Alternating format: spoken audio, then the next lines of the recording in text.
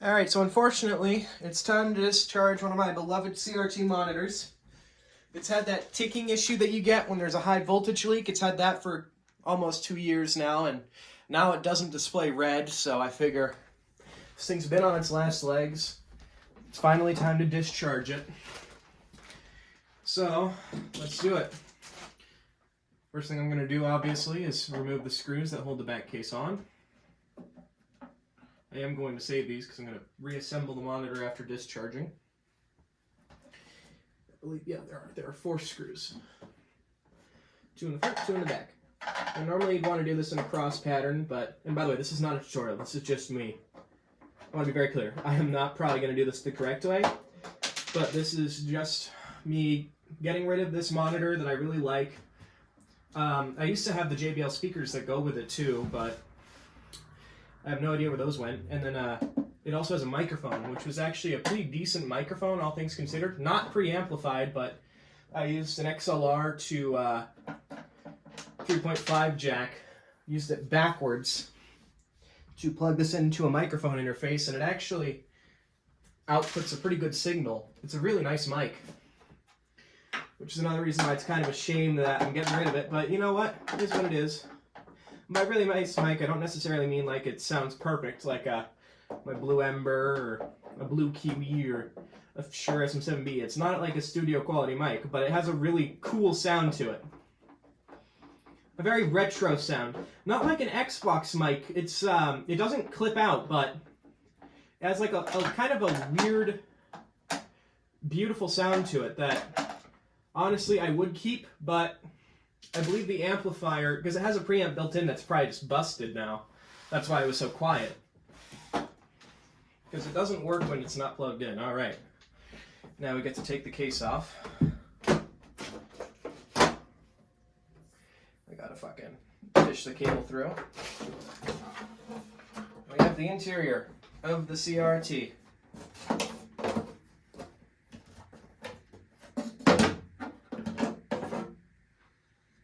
Alright. So I'm going to rotate this, being very careful not to touch anything so the camera can actually see what I'm doing here. There we go. We see that you have a good shot. Yeah, you do. Okay. So I'm going to do what we like to call in the business a very janky thing.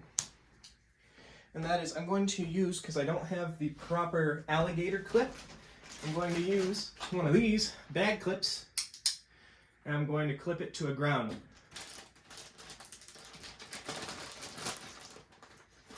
I'm going to use speaker wire to jump the connection.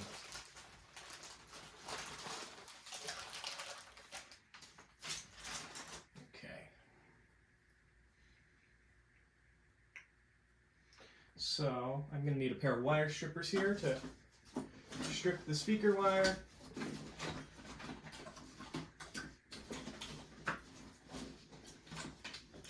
Now this is obviously incredibly dangerous.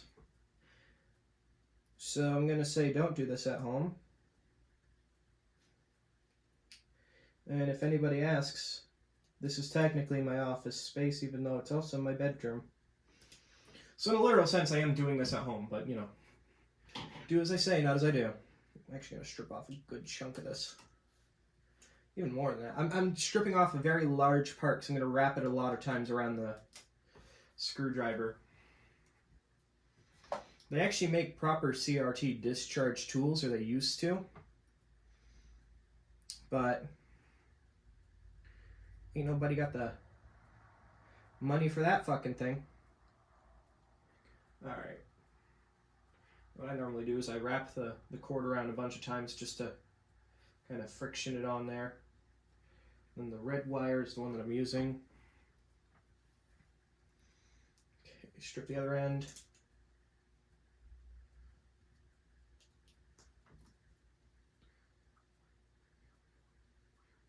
Actually, you know what? I have tape. I'm going to tape this too. Just to be safe, you know? I'm already doing something very dangerous. I don't want to kill myself.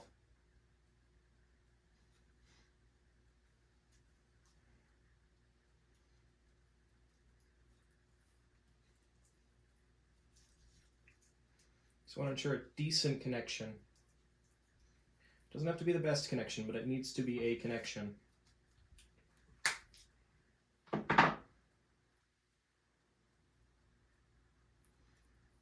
Okay.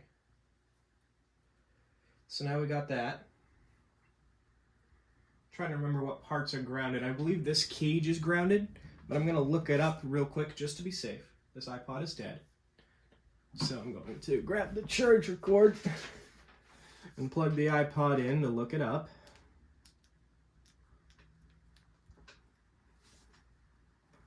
This iPod has a bad battery. I need to take the battery out and hook it up to a power supply.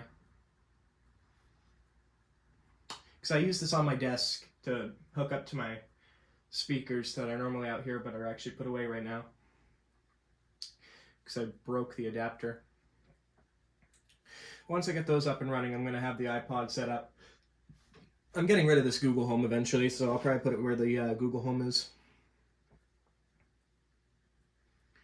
I don't have Opera installed. Great. Let's see if this old version of Safari will still work. CRT. Grounding points.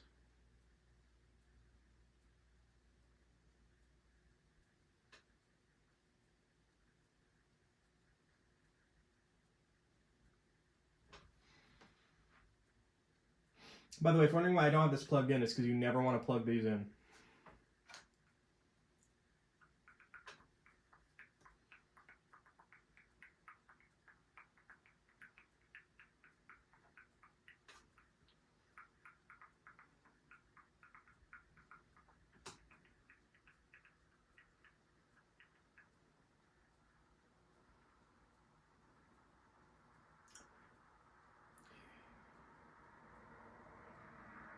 Why am I using DuckDuckGo?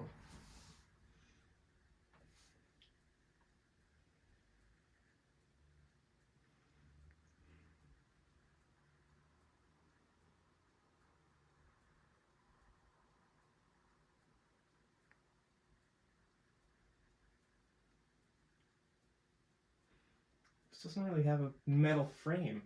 I can see a spot where I can connect it though.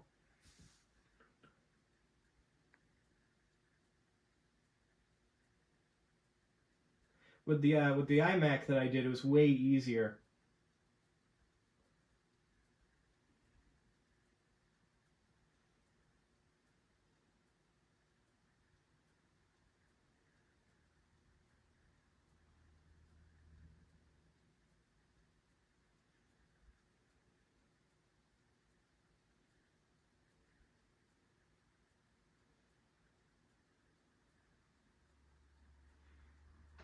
Of course, Reddit doesn't support this old-ass deprecated version of Safari.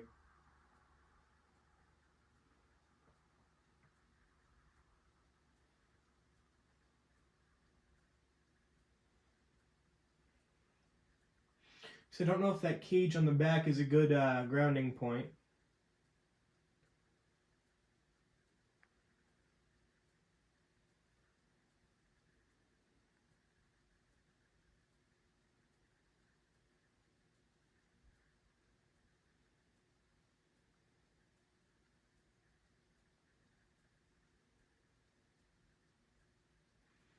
I mean, actually, I think down here, this is the metal frame. If we get a pop, then I'll know for a fact it is. And if I pop, then we'll know for a fact it isn't. That's how we'll do things. Nice and safe. Alright, I'm gonna... Which side of the plastic? Okay. I'll thread this through here. First I'm gonna twist it. There we go. Because this connects to the larger metal frame. In fact, it is part of the larger metal frame. So I'm just going to thread this through and grab it from the other side. There we go. Like so. Just have it touch all the way across here. I'll clip it on to this side. Okay, I can't clip it on because I don't have a good clip point.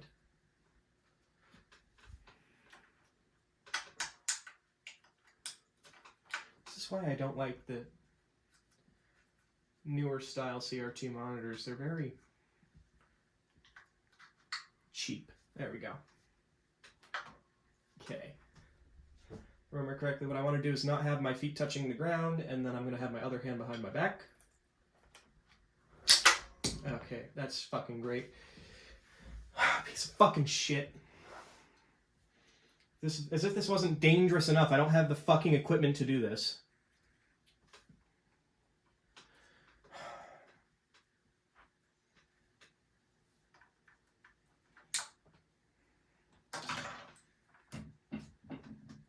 And the clip I normally use is fucking busted, so I'll use these fucking pliers.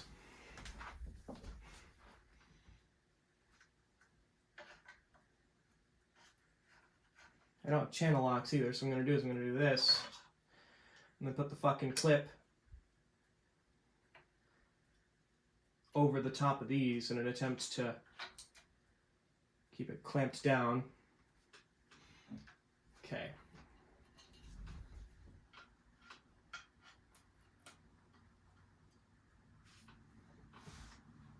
Of course, it's sliding around.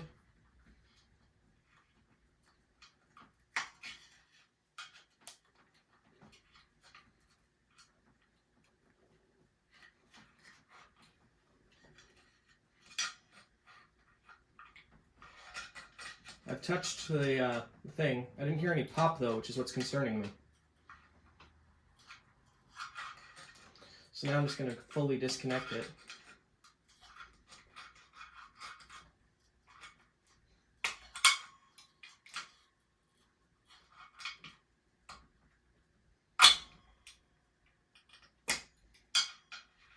I'm also trying to touch the graphite part because the outside of this should be grounded. There we go.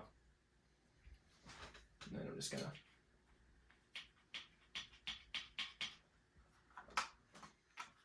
really ensure that it's as grounded out as possible. Move that out the way. Okay. Now I'm going to release the vacuum. And I have a method for this that I saw on the internet.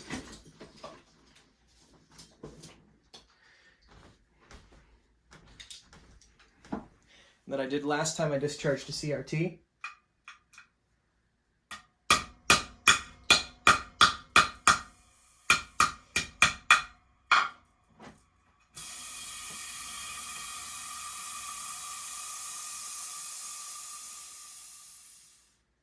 There's no vacuum anymore. Okay.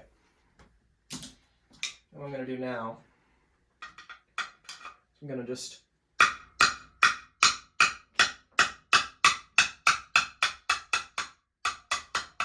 do that.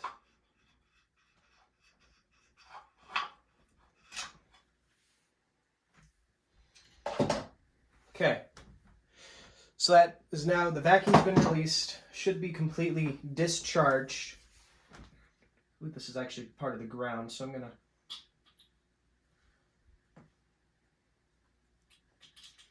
clip this onto here. Basically, I just don't want to put it back where it was. So I know that it can build up capacitance. So we'll just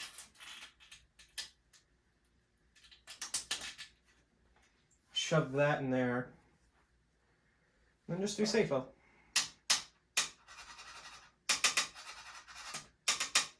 In theory, I should be able to touch this without dying. Okay, cool. So now that we've done that,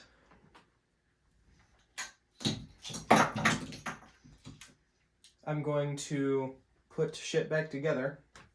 By that I mean I'm going to put the case back on. Ooh, gross, I touched dust on the inside of the case. Because now the monitor has been discharged relatively safely. I mean, I didn't die, so that's all that matters.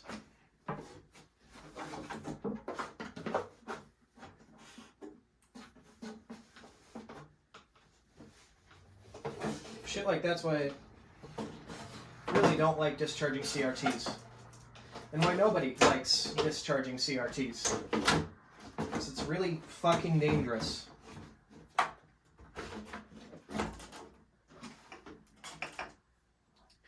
One wrong move and you fucking die. Oh, I see what's happening. This little plastic piece that slides in back here. There we go. Yep. And then also because I have the part touching the other part. But, oh well. Oh wait, no, the fucking thing just wasn't aligned.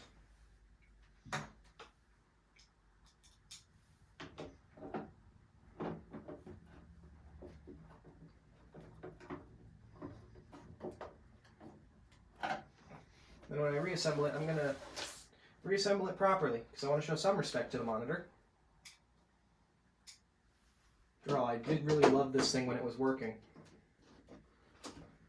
There's just no color reproduction like the ones that you see on these old CRTs. Also, the fact that it's bombarding your face with radiation makes your face feel nice and warm, which is pleasant, honestly.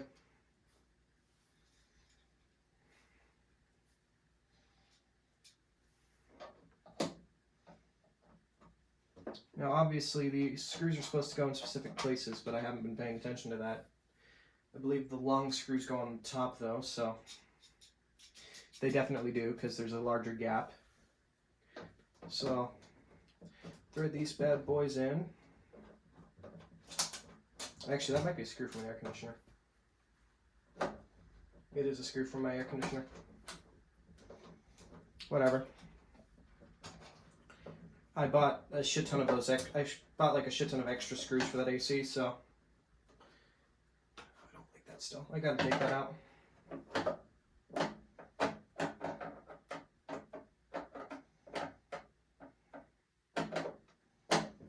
But yeah, no, I service my air conditioner at the end of every season. So just to make shit easier, I bought a big bag of these screws that. Because my air conditioner uses one type of screw, which is very nice. Same thread pitch, same length, same everything. So I just bought a fucking bag of them. Because I have the same model air conditioner. I have a few of them. So I figure if I ever lose any screws, I have extras. And it's come in very handy. And I can say with confidence that my air conditioner is fully assembled and functional, seeing as I assembled it and then tested it. Alright. We're done. I am still missing a screw, but this monitor is never going to be used again. It's been discharged. So, we're good. Now I just have to take it to the recycling center.